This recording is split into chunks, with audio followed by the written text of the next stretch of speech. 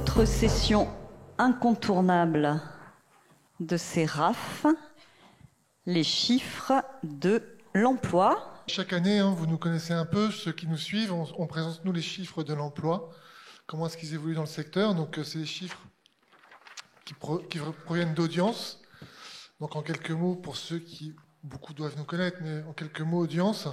Donc c'est le groupe de protection sociale qui est dédié au métier de la culture, donc au métier du film d'animation, à travers la retraite, la gestion de la retraite, la gestion de la mutuelle santé, prévoyance, caisse des congés spectacles. On est notamment très en pointe sur les produits pour les intermittents, les intermittents du spectacle, avec des produits santé spécifiques qui permettent de vous couvrir les intermittents du spectacle. Je suppose qu'il y en a ici, pendant les périodes d'emploi et de non-emploi. Voilà. Dans le cadre de nos activités, à Audience, nous collectons énormément de données sociales, qui nous permettent bien sûr de pouvoir faire des études et pouvoir voir ce qui se passe dans l'emploi depuis plusieurs années. C'est ce qu'on propose aujourd'hui de vous présenter avec François. On s'était arrêté l'année dernière sur des chiffres des années précédentes sur la dynamique du secteur. On montrait que l'emploi croissait depuis longtemps, qu'il y avait une professionnalisation dans le secteur, qu'il y avait une féminisation des métiers dans le secteur. Donc on va voir si ces tendances se poursuivent, avec évidemment la contrainte de cette année, cette crise sanitaire en 2020, puisque c'est les chiffres 2020 qu'on vous présente, et voir les impacts de la crise sur l'emploi dans la filière. Sur le périmètre, je vais laisser François dire quelques mots sur le périmètre retenu pour faire l'étude. Oui, sur le périmètre retenu, c'était juste un petit point pour les gens qui sont curieux et qui suivent ces études depuis plusieurs années et qui auraient l'idée, par exemple, de comparer les chiffres de 2019 avec les chiffres 2020. En fait, il faut voir que le périmètre est assez mouvant en fonction de l'évolution de l'activité économique. Il y a un noyau important, qui est un noyau de studios ou de sociétés de production qui produisent des films d'animation. Et le périmètre s'accroît de plus en plus. Ça va dans le sens de la tendance au dynamisme du secteur, c'est-à-dire qu'on intègre des entreprises d'une année après année. Le périmètre est défini par Anime France et par le CNC, par rapport à une activité réelle de production. Et par exemple, là, par rapport à l'an dernier, on avait 133 structures, et là, on travaille sur 163 structures, donc 32 plus. Donc voilà. Et par rapport à ce que disait Philippe, vous verrez que s'il y a une petite baisse d'activité en 2020, impactée par la crise, en fait, le dynamisme global du secteur continue à aller dans le sens des grandes tendances, féminisation, primo-entrants, etc. Mais je vais lui laisser parler et allez, je commenterai de temps en temps. Alors, voilà. Donc on voit que la crise a permis... on avait une dynamique très forte depuis 2015 en fait sur le secteur. Donc on voit sur la masse salariale les effets sur la masse salariale, sur l'ensemble des contrats et contrat par contrat. Donc notamment les CDI se sont beaucoup développés et les CDDU. Et qu'en 2020, la crise a permis à stopper un peu cette croissance, mais on reste à un niveau très élevé. Ça c'est la bonne nouvelle. Donc on a 185 millions d'euros de masse salariale qui a été distribuée en 2020. C'est pratiquement le même niveau que 2019. C'est une petite baisse de moins de 1%. Il y a des petits accidents sur les courbes, donc je vais en parler tout de suite. Vous voyez qu'en 2017, il y a une pointe, ensuite il y a une baisse. En fait, c'est des effets de versement de primes de films qui amène ça, mais en lissant, on est sur une dynamique de croissance jusqu'en 2019, qui donc a marqué le pas en 2020, mais en restant au même niveau. Ce qui est intéressant dans ce slide, c'est que vous voyez que malgré la baisse d'activité, vous avez un volume de CDI qui a légèrement augmenté en 2020. Alors peut-être que parce qu'il y a eu un développement de fonctions support, mais c'est une tendance qui est assez intéressante et qu'on retrouve d'année en année, cette augmentation de salariés en CDI. Est-ce qu'on sait sur quel poste? Il faudra aller assez finement, mais ce sera assez intéressant, oui, de savoir sur quel poste. Alors, sur le nombre de personnes qui ont travaillé dans le secteur, là, on a une baisse sur les CDDU, alors que, comme pour la masse salariale, on a une augmentation du nombre de CDI. Donc, c'est pratiquement 8000 salariés qu'on recense en 2020 dans la filière, 7850. C'est donc une baisse de près de 3% sur l'ensemble de la population, mais c'est en fait plus de % pour les CDI et c'est une baisse de 4% sur les CDDU. Je vais dire un coût CDDU, un coût intermittent. Voilà, les CDU, on les associe aux intermittents du spectacle, qui évidemment n'est pas un statut, mais un régime de chômage. À noter quelques points intéressants. Donc, c'est 39% de femmes sur l'ensemble des salariés, dont 45% chez les CDI. Donc, pratiquement, on verra tout à l'heure que ça évolue, tout ça. On a une baisse, par contre, des primo-entrants. On a 1050 personnes qui sont entrées dans le secteur en 2020. C'est l'effet vraiment très sensible de la crise sanitaire en 2020. C'est la baisse du nombre de primo-entrants de 30% par rapport à 2019. Et c'est comparable à la baisse qu'on avait déjà observée au moment de la crise des subprimes en 2009. À noter donc que l'immense majorité des salariés du secteur sont des CDD d'usage, donc près de 85%, et que ce sont des jeunes, puisque plus de la moitié ont moins de 35 ans.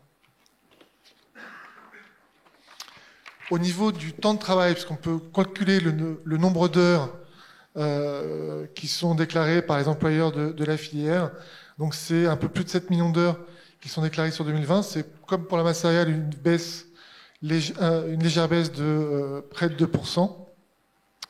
C'est en moyenne 830 heures de travail par personne chez les intermittents, chez les CDDU. Ça, c'est en augmentation, ce qui veut dire que si avec moins de monde, on a travaillé davantage, chaque personne a travaillé davantage, et c'est plus de 1450 heures de travail annuel moyen chez les CDI, en hausse également sur le travail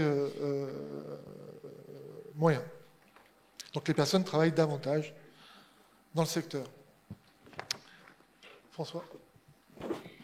Sur la répartition des techniciens en CDDU par tranche d'heures travaillées, on constate entre 2019 et 2020 une baisse de la part de ceux qui travaillent peu et une augmentation entre 500 et 1500 heures de la part de ceux qui travaillent dans ces tranches-là. Donc on peut probablement déduire qu'il y a une professionnalisation dans le secteur. Il faut voir si c'est un effet Covid, s'il y a quelque chose qui induit ça. Donc il faudra voir dans le temps si c'est une tendance lourde ou quelque chose de plus ponctuel. Je vais rajouter un point là-dessus parce que je vais me lever d'ailleurs parce que là j'ai un petit retour, mais en fait ce qui est intéressant c'est les deux, toutes ces colonnes sont assez intéressantes et les deux premières par rapport à ce que disait Philippe. En fait cette tendance de voir baisser les personnes qui ne travaillent pendant une année que 50 heures dans le secteur est une tendance qui est qu'on retrouve sur plusieurs années. Donc vous voyez sur en 2020 il y a une baisse des personnes qui n'ont travaillé que 50 heures dans le secteur, et sur la tranche 50 et 300 aussi. Et par contre, toutes les longues durées de travail sont en augmentation. Tous les salariés qui ont des longues durées de travail, c'est les colonnes qui sont là à droite, enfin les deux grandes colonnes sont en augmentation. Et ça, c'est une tendance qu'on retrouve en fait, même malgré la crise. Une sorte de professionnalisation et des personnes qui travaillent essentiellement dans le secteur. Et d'ailleurs, les autres chiffres qui sont évoqués, le fait que les salariés travaillent régulièrement pour un ou deux employeurs et pendant longtemps sur des longs projets, qui transparaît de ce graphique, conforte en fait cette tendance-là.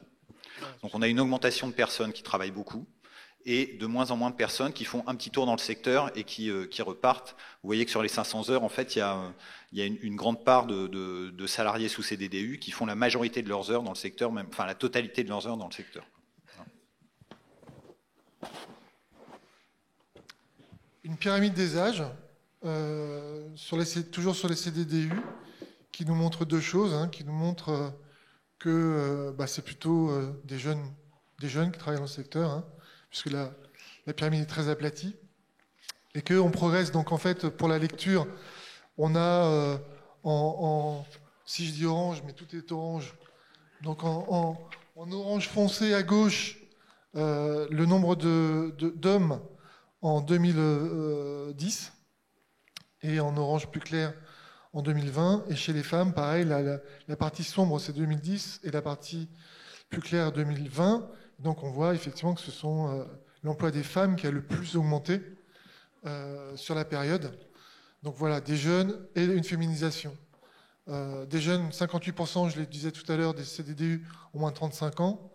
Même si les plus de 40 ans continuent d'augmenter, mais ils augmentent moins vite que les jeunes. Et le nombre de techniciennes, donc ça c'est le fait très marquant, a plus que doublé hein, sur la période 2010-2020, à 116% de plus. Reste que les femmes à partir de 50 ans disparaissent. Alors, je ne sais pas si les femmes à partir de 50 ans disparaissent. Merci. Il faut laisser les jeunes qui sont rentrés atteindre 50 ans en fait. Puisque les femmes, on voit qu'en 2010, il y en avait quand même relativement peu dans le secteur. Du coup, elles ont pas encore eu le temps d'atteindre 50 ans. Mais il y en avait, bien sûr. Non, mais donc il faut voir la tendance longue, ce qui va se passer dans le temps. Vous verrez que dans les slides qui vont venir, il y a une forte féminisation à l'entrée, qui est en croissance depuis des années, mais donc avec des personnes qui sortent des écoles et qui sont assez jeunes. Donc c'est pour corroborer le propos de Philippe, et c'est ce que je disais comme une boutade. Il faut attendre, il faut donner le temps aux jeunes femmes qui sont arrivées dans le secteur d'atteindre 50 ans, même si il y en a eu, mais à une époque où il y avait une faible féminisation. Et comme on l'a vu sur les slides précédentes, comme les personnes restent majoritairement dans ce secteur-là, évidemment, il y a un certain nombre de personnes qui ont atteint 50 ans, et même plus d'ailleurs. Vous le verrez dans l'étude qui est plus détaillée et que vous trouvez à l'entrée. Voilà. Sur les primo-entrants, donc les personnes qui rentrent pour la première fois au cours d'une année, donc on a ce que je disais tout à l'heure, on a une baisse importante en 2020. Donc on est passé de 1500 primo-entrants en 2019 à 1000, un peu plus de 1000 en 2020. C'est 850 CDDU, dont 404 femmes. Donc on voit que la part des femmes dans les primo-entrants chez les CDDU est vraiment très importante. On est presque à la parité. Et cette part, on voit sur la courbe, sur le dessin en dessous, que cette part chez les primo-entrants augmente d'année en année. On était parti de 30% en 2010, on est à 48% en 2020. Donc pas loin de la parité. On a l'impression, au vu de cette courbe, quand même, que c'est une tendance, c'est une tendance qui se confirme et qui est durable. Oui, je voulais rajouter un petit élément qui est pas qu'on trouve dans l'étude, mais qui est pas forcément dans les slides, par rapport au premier point sur la baisse importante du nombre de primo-entrants. En fait, on a une proportion entre 2010 et 2019 d'augmentation du nombre de primo-entrants. On passe d'à peu près 18% à 25% de primo-entrants par an globalement sur cette période-là, avec un grand pic en 2016-2017 où là c'est le niveau le plus fort. C'est justement 25%. Mais là, c'est vrai qu'on a une forte chute. On n'a que 13% en proportion de primo-entrants en 2020 du fait, je pense, de la crise Covid. Mais par contre, la tendance dans les primo-entrants de l'augmentation de la féminisation continue. C'est une tendance qui est continuée, qui est en croissance. Alors ici, c'est un test de vision, parce qu'audience, on est très, très attaché à votre santé. Donc, si vous arrivez à lire, sinon il y en a un centre de santé, Pôle Santé Bergère, d'excellence, qui pourra vous faire un diagnostic vision pour vous. Donc en fait là, on regarde les métiers les plus importants dans la filière. Donc évidemment, c'est les métiers de l'animation qui regroupent les postes. C'était prévu ? En fait, c'est pour les tests de l'audition. Non seulement c'est la vue, mais tu as aussi l'audition. Si vous avez ce ne sont pas des acouphènes. Donc, c'est des postes d'animateurs 2D, 3D et d'infographistes. Donc, évidemment, qui sont le plus importants. Donc là, ils sont classés par ordre d'importance. On voit en orange l'année 2020 et en gris l'année 2019. Donc on voit les métiers qui augmentent et ceux qui baissent un peu entre les 2 années. Donc ce qui est intéressant, c'est de voir ceux qui augmentent, hein, c'est les tendances, parce que donc la gestion de production qui est en 2e position et qui augmente un peu. Le métier du layout, que vous devez connaître, parce que moi je ne sais pas du tout de quoi il s'agit. Qui augmente je demande à quelqu'un. Ouais. Donc voilà, les métiers les plus importants sont, je vais vous les dire pour ceux qui sont au fond, l'animation, la gestion de production, le layout, la modélisation, les VFX, effets visuels et numériques, le storyboard et la réalisation. Et les métiers du volume également sont importants. Est-ce que tu veux... Ouais, le storyboard, entre autres, parce que c'est un métier en tension. On a fait une étude dernièrement dessus au sein d'Anime France sur l'évolution du métier.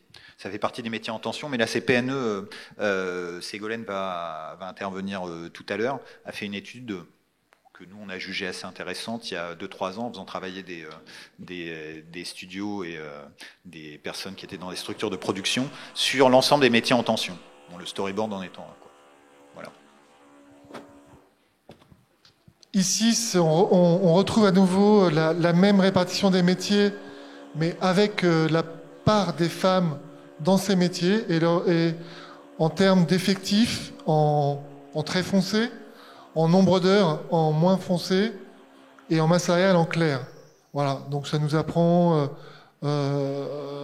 quels sont les métiers les plus féminins. Donc alors je passe la distribution, mais c'est les directions artistiques qui sont et les gestions de production qui sont vraiment très féminins. Voilà.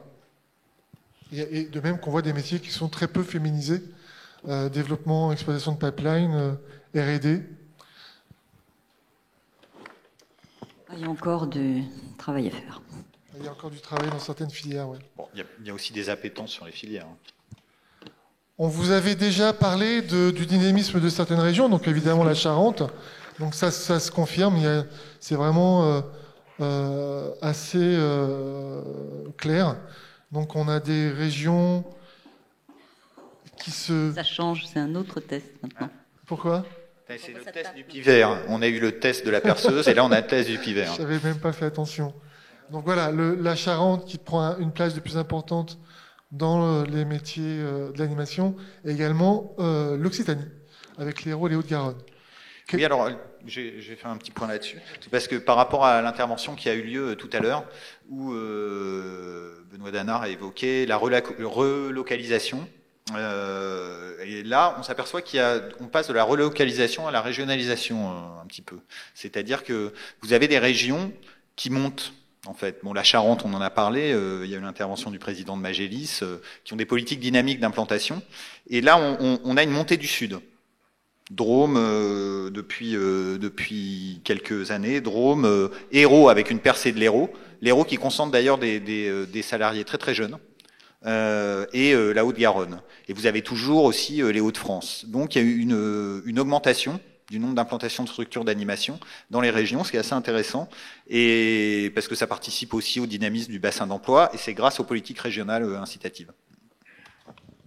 On s'était déjà posé la question sur les métiers d'encadrement. Je continue à voir qu'il y a 30% des cadres donc, en région.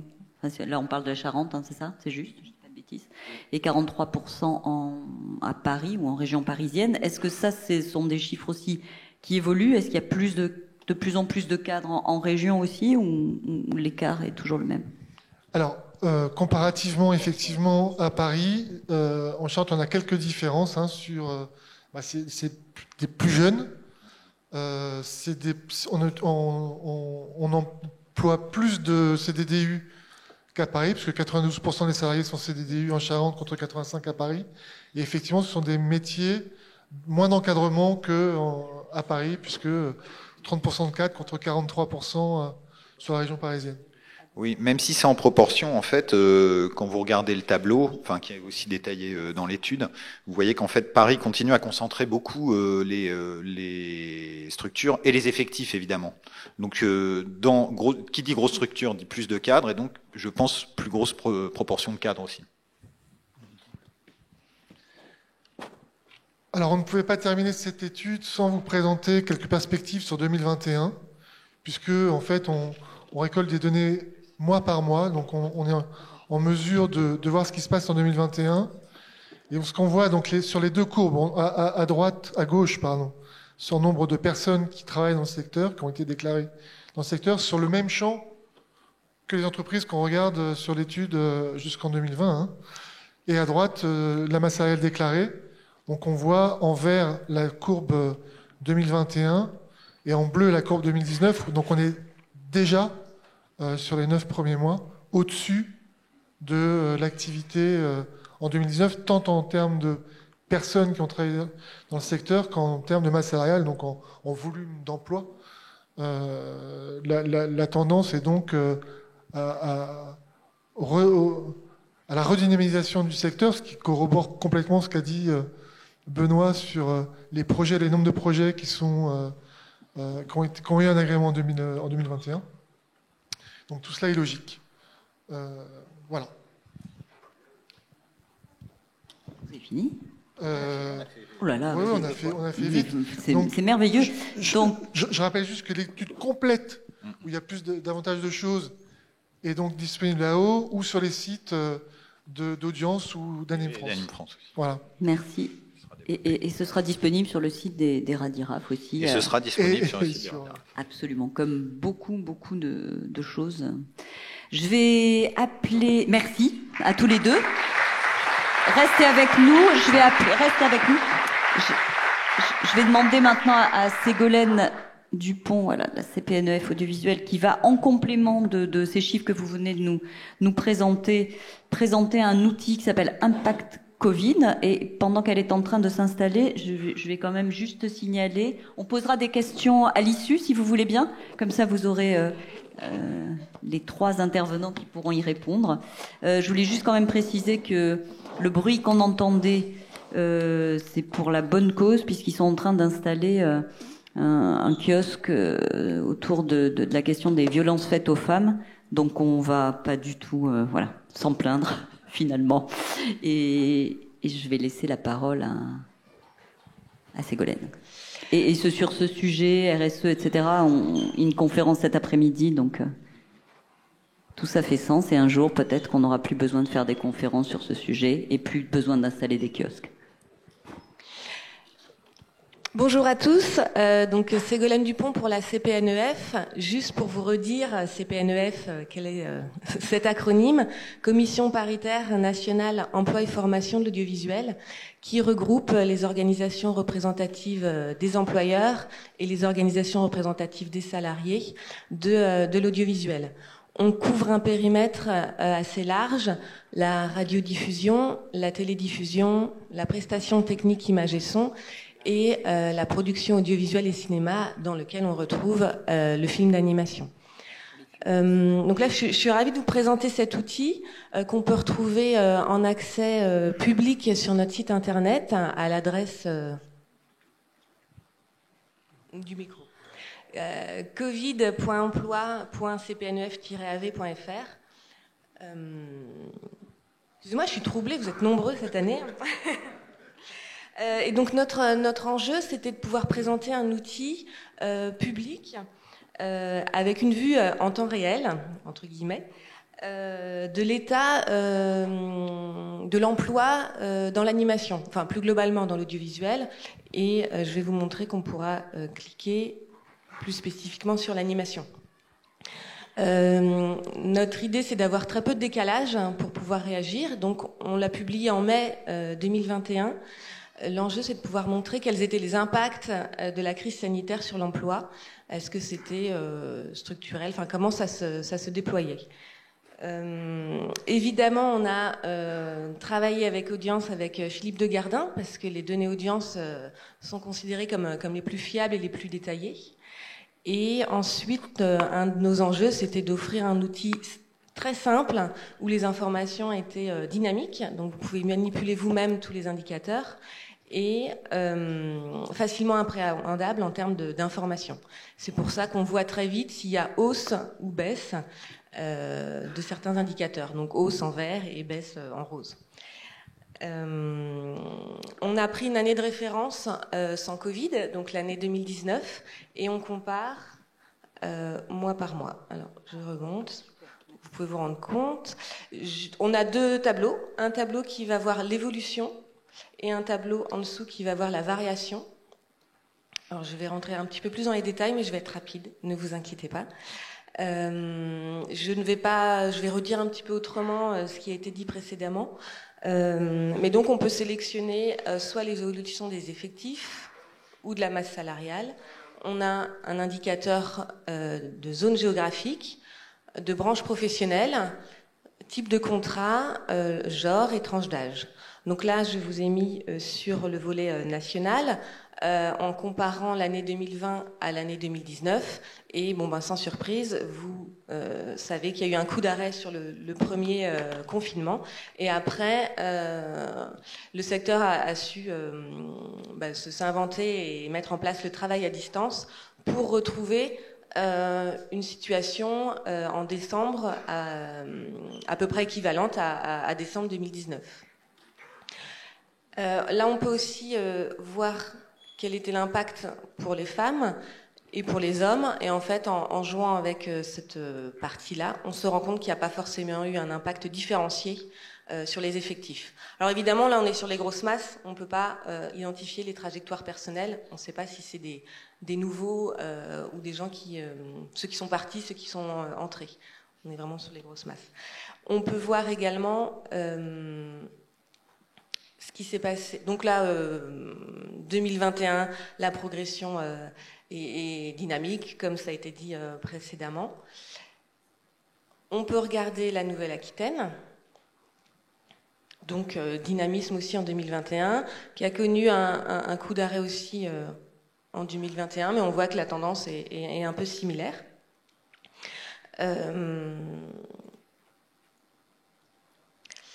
Là, on a sélectionné ces DDU parce que, comme l'a évoqué Philippe et François précédemment, c'est quand même 84% des salariés de l'animation sont salariés en CDDU. Donc c'est pour ça que j'ai pris cette entrée-là, mais vous pouvez évidemment naviguer et aller voir ce qu'il en est pour les personnes permanentes en CDI.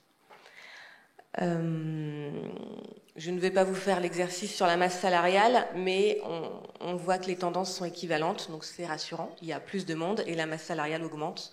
Donc il n'y a pas de biais de on a fait rentrer des gens pour ne pas les payer. Et sur ce deuxième tableau, on peut aussi comparer les années. Là, c'est au niveau... on peut se comparer avec les autres grands secteurs de l'audiovisuel et du cinéma. Et on voit qu'en fait, il y a une baisse sur la masse salariale assez minime entre 2020 et 2019 et qu'on peut rapprocher peut-être de la télédiffusion, mais qui a une organisation du travail assez différente parce qu'il y a beaucoup plus de CDI. Donc, il n'y a pas eu de non-renouvellement de contrats en télédiffusion. Et je voulais vous montrer la même chose pour la Nouvelle-Aquitaine et plutôt regarder des chiffres plus positifs. Et là, on est vraiment sur la Nouvelle-Aquitaine, sur une masse salariale qui est en très nette progression en 2021, toujours pareil par rapport à l'année 2019. Donc je vous laisserai naviguer sur cet outil qu'on a voulu le plus simple possible, donc j'espère que vous pourrez vous l'approprier. C'est un outil que les partenaires sociaux ont souhaité mettre à disposition jusqu'en décembre 2022. On essaye d'être en temps réel, c'est-à-dire que les informations ont 2, voire 3 mois de décalage. Donc là, sur l'outil, vous avez les données de août 2021. Mais très bientôt, Philippe nous transmettra les informations pour septembre. Voilà, je ne vais pas aller plus avant, je vous laisse naviguer sur cet outil. Merci beaucoup. Mais merci à toi.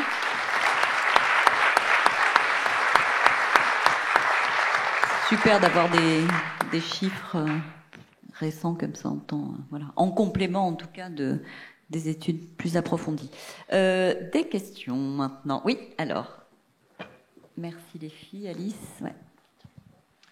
Merci. Bonjour, Jean-Gabriel Saint-Paul, Lisa Animation, jeux vidéo et effets spéciaux. Je voulais simplement savoir comment étaient gérées les données des gens qui facturaient leurs services via des services d'autres entreprises ou des sociétés qui montent dans vos deux études.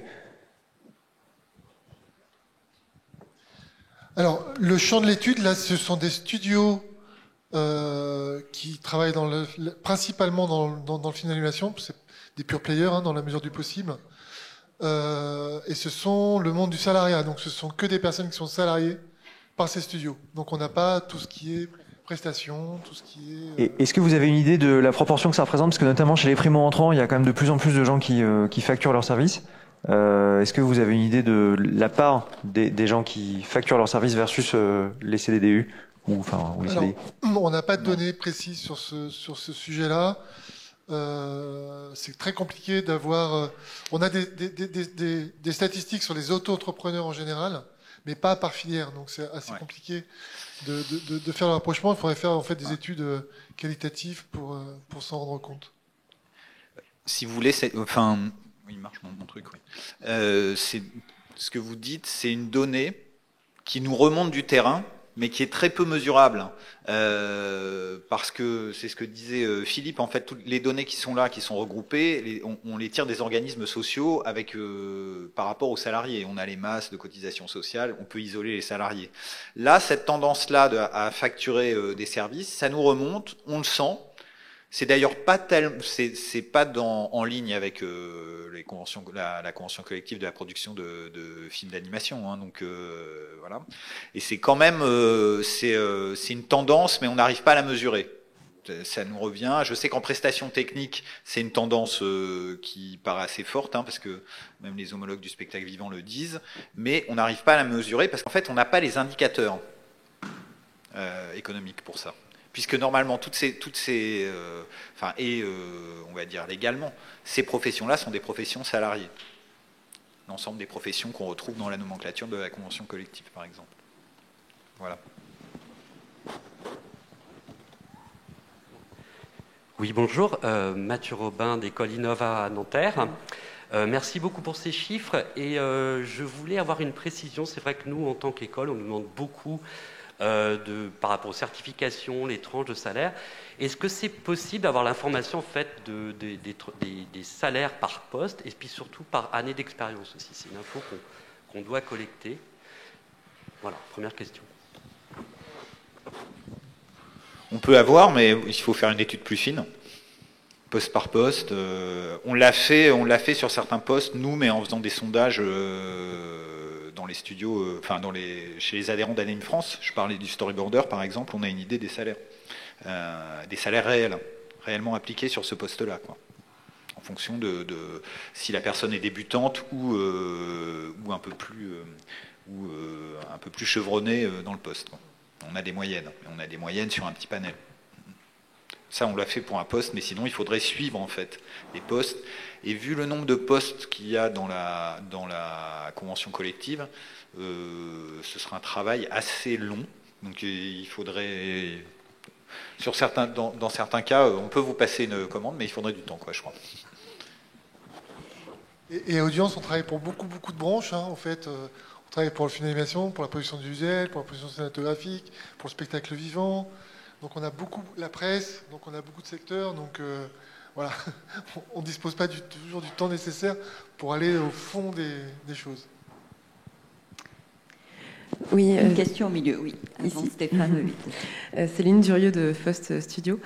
Moi, j'avais une question sur le chiffre de primo-entrants qui était du coup d'un peu plus de 1000.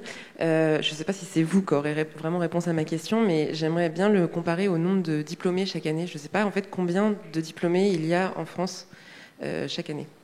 Christine Mazereau nous fait une réponse chaque année, donc la question se repose tous les ans. Elle est juste derrière Alice, merci. Alors, en ce qui concerne le RECA, et j'en reparlerai tout à l'heure, enfin cet après-midi, on a plus de 1000 diplômés par an. Donc forcément, plus de 1000 diplômés par an qui sortent, puisqu'il y a d'autres écoles que celles qui sont dans le réseau des... Merci beaucoup. Cléane, ouais, devant s'il te plaît. Voilà. Ah, il y avait Stéphane. Pardon. Stéphane avant, pardon Laurent, excuse-moi, mais voilà. Oui, merci. C'est juste deux observations. Premièrement, l'outil de la CPNF, il est super.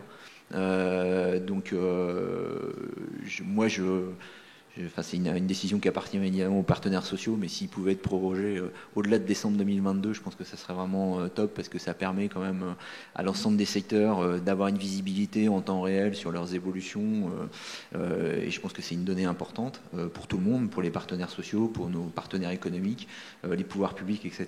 Donc ça, c'est la première observation. La deuxième, c'est juste un tout petit point, parce que il faut bien comprendre que entre cet outil-là qui isole notamment la branche de la production de films d'animation et les chiffres qu'on vous a présentés, il faut juste bien comprendre que les chiffres qui sont là sur la CPNEF sont...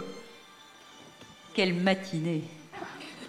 Sont sur un périmètre plus large, alors que dans l'étude qu'on fait spécifiquement pour les RAD IARAF avec Philippe, on restreint le champ pour être sur, je dirais, ce qu'on appelle nous des pure players, de manière à vraiment identifier les tendances du secteur. Donc c'est pour ça que les chiffres sont pas tout à fait raccord entre ce que Ségolène a présenté et ce qui vous a été présenté juste avant. C'est qu'on n'est pas exactement sur le même périmètre. Celui des RAD-IRAF est plus restreint que celui de la CPNF, où il y a un peu plus d'entreprises qui ne sont pas forcément les pure players du secteur. Voilà, merci. Parfait. Merci pour la précision, Stéphane. Laurent Blois pour le SPIAC CGT brièvement. D'abord, je me félicite parce que effectivement, enfin, je vous félicite. Je me félicite pas moi-même.